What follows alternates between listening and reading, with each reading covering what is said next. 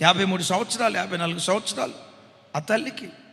భర్త government employee, ఆర్మీలో పనిచేసి రిటైర్డ్ అయిపోయాడు. వైజాగ్లో, శ్రీకాకుళం ప్రాంతంలో 2 చక్కటి పిల్లలు, వెల్ సెటిల్డ్, లక్షల రూపాయలు సంపాదించాడు.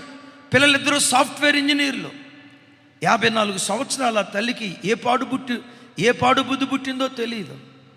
అయ్యా పలానా చోటకి వెళ్తున్నాను, టైలర్ దగ్గరికి వెళ్ళాలని భర్తకు చెప్పింది.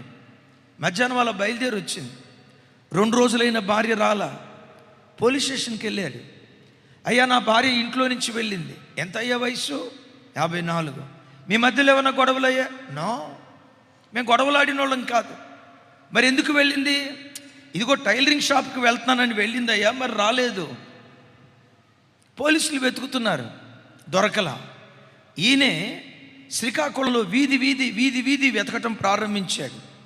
తన భార్య ఏ స్కూటీ మీద బయలుదేరి వచ్చిందో ఆ స్కూటీ ఒక ఇంటి ఎదురుగా ఉంది. ఏంటి నా భార్య స్కూటీ ఇక్కడుంది? పైకి వెళ్ళిందని ఎవరో చెప్పారు.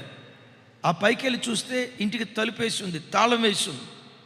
ఏంటి తాళం వేసి ఉందని ఆ ఇంటి ఓనర్ని పిలిపించి తలుపు బ్రద్దలు కొట్టారు. బాత్రూంలో చంపబడి ముక్కలు ముక్కలుగా కోయబడి అనాథ శవంలాగా పడిపోయింది. ఎందుకు ఈ అమ్మాయి ఎలా అయిపోయింది? పిచ్చోడి వచ్చినట్టు ఏడుస్తున్నాడు. ఆ తర్వాత తెలిసింది ఏంటో తెలుసా?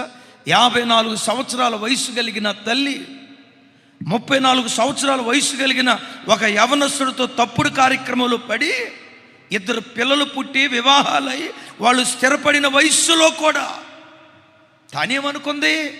వినోదం అనుకుంది. తానేమనుకుంది? ఇది ఒక చిన్న బలహీనత అనుకుంది. అయ్యలారా, పాపం నీ బ్రతుకును బుగ్గిపాలు చేస్తుంది అన్న సంగతి నువ్వు గ్రహించి జీవితంలో ఎదగకుండా, ఓ మంచి స్థానానికి రాకుండా నీ బ్రతుకు రోజు రోజుకు దిగజారిపోయేటట్లుగా చేసేది పాపం అన్న సంగతి ఎరిగి ఈ ఆధ్యాత్మిక సమరంలో నీ ప్రధాన ప్రత్యర్థి పాపం, నీ శత్రువు పాపం. అందుకని అంటాడు, పాపముతో పోరాడుటలో నా పాపాన్ని తొలగించు ప్రభువా. నాజూకు ప్రార్థన కాదు, ఈ బలహీనత నాలో నుంచి తొలగించయ్యా, పొడి పొడి పెదవులతో ప్రార్థన కాదు.